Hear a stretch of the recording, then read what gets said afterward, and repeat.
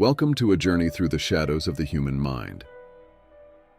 The shocking true stories today comes from an online user that shared profound and unsettling stories from a mental asylum. They are told from the great uncle's perspective, who worked in the kitchen at the mental asylum from the 60s to the early 80s. However, his role often extended beyond the kitchen, as he sometimes found himself in the midst of all hands-on-deck situations. These two stories are as terrifying as they are memorable, being told from the user's great uncle's memories of between 40 to 60 years in the past. This was 1973, about 10 years into my job working at the mental asylum. It was a time when mental health was, let's say, less understood than it is today. It was a place of many scary but memorable stories, but one in particular stands out: the mumbler. The mumbler was a unique presence in the asylum. He had this constant low murmur, like a background noise that you couldn't quite tune out. Day and night he'd wander the corridors, his words a garbled mess. But if you listened closely sometimes, you'd catch something truly unsettling. His mutterings weren't just random sounds, they were snippets of a dark, troubled past. The way he moved was haunting. He had this peculiar, paranoid stance. Imagine someone deeply anxious, their hands always wringing, pulled up close to their face as if trying to hide, or maybe to suppress the words that kept spilling out. It was a bit unnerving to see, to be honest. His presence added this eerie layer to the already heavy atmosphere of the asylum. The nurses and doctors used to tell us to play along if any of the patients tried to start a conversation with us. Act like we were with them, struggling and getting through it together. I would sometimes play along, but I didn't work around them much. So, when the mumbler joined our kitchen therapy sessions, I was ready to connect with him. But the kitchen, a place of warmth and feasting, seemed to only deepen his isolation. He stood apart, lost in his murmurs, oblivious to the clatter and chatter around him. One particular day, something rather jarring occurred with the mumbler. In our attempts to involve him in the kitchen activities, I approached him to see if he would join. As I got closer, a pungent odor hit me. It was clear he had soiled himself. I was taken aback, but remained composed. Calling over a nurse, I stated plainly that he needed assistance, expecting that he, like many others in his state, might be unaware or indifferent to his condition. To my surprise, his reaction was anything but indifferent. He erupted into a loud, repetitive scream that pierced the air and rattled everyone in the room. It was a raw, primal outburst, echoing his distress in a way that words never could. His scream sent a wave of fear through the others as the nurses hurriedly took him away. His screams, a relentless chant of his discomfort, vibrated down the corridors long after he was out of sight. I didn't see him again in our sessions after that. But about 6 months later, I ran into him in one of the corridors. He was alone, which was unusual. When I tried to talk to him, he just kept mumbling. But as I listened, the horror of what he was saying hit me. He was recounting, in his disjointed way, a gruesome tale of violence, about how he'd killed his family. The details were scattered but vivid, a tragedy unraveled in murmurs. It was like listening to a confession from a ghost. The words barely there, but heavy with meaning. He claimed to hear voices that told him to kill. I tried to calm him, following the usual advice of playing along. We shouted, "Shut up!" repeatedly together, trying to silence the voices he heard. It was a surreal moment, both of us yelling into the void of the asylum's walls. But then, the nurses arrived, and the situation escalated quickly. He became agitated, and they had to restrain him. After the harrowing incident with the mumbler, I found myself in the office of the head doctor, trying to make sense of it all.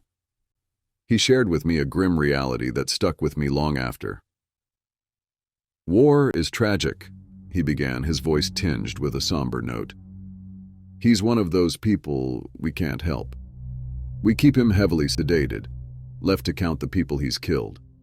But if he's ever unattended or given a weapon, the consequences could be dire." As he said this, he absent-mindedly toyed with a pen, his gaze distant. There was a moment of silence before he continued, almost to himself. "Sometimes I wonder if we'll end up like him, One day you're normal, and the next you're a psychopath in an asylum." His words trailed off, leaving a chilling thought in the air. Sometimes, I wonder if they are just better off dead. The doctor leaned forward, locking eyes with me. "The reason we keep people like him here isn't to help them. It's to study the brain, to prevent others from becoming like that." His words hit me hard. It was a stark reminder of the reality of the asylum, a place where the line between treatment and experimentation often blurred. This realization was unsettling. It made me think about the true nature of our work. Were we there to heal, or simply to observe? The thought of that veteran, once a normal man, now reduced to a shell of his former self, treated more like a lab subject than a human being, was deeply troubling. In the end, the mumbler wasn't just a patient. He was a stark reminder of the human cost of war and the profound impact it can have on the mind.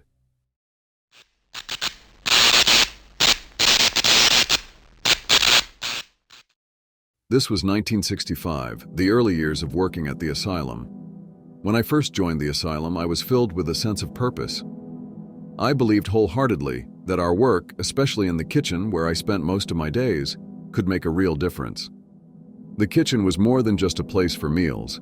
It was a sanctuary of sorts, a space where we hoped to kindle a spark of normalcy in those who seemed forever lost in their own minds.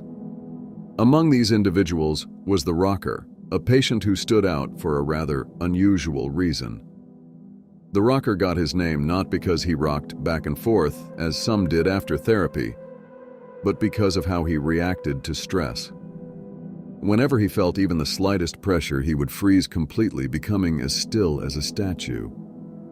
The first time I witnessed it, it sent chills down my spine. It was an unsettling, almost supernatural sight. One incident in particular remains vivid in my mind.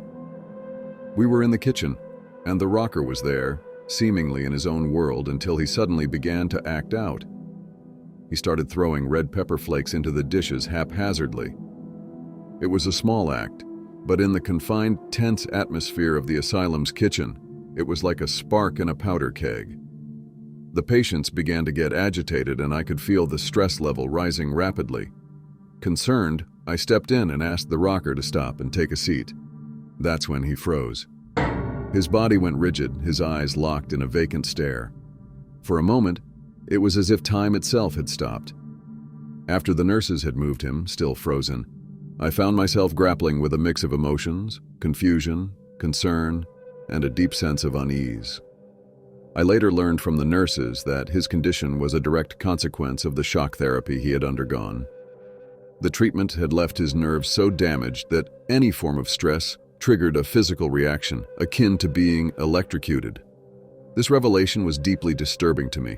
It made me question the very nature of our treatments and their long-term effects on our patients.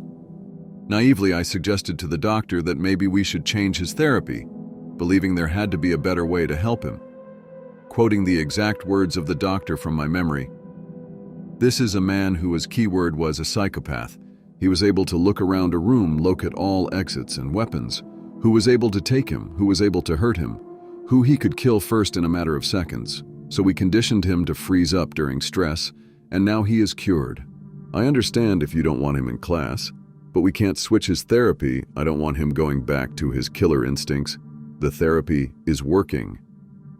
The therapy, which now caused him to freeze under stress, was seen as a cure to his violent tendencies.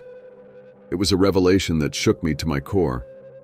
I remember arguing with the doctor, insisting that what we were doing wasn't really curing him.